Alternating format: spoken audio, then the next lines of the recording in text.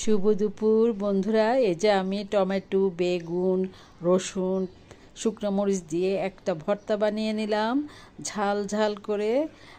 এত লোভনীয়, এত মজার, আমার তো সহ্য হচ্ছিল না কখন ভাতটা নিয়ে বসবো।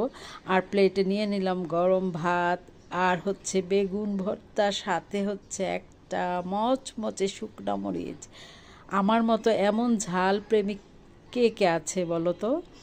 ঝালের উপর ঝাল দিয়ে খাচ্ছি আমি, অনেক ভালো লেগেছে।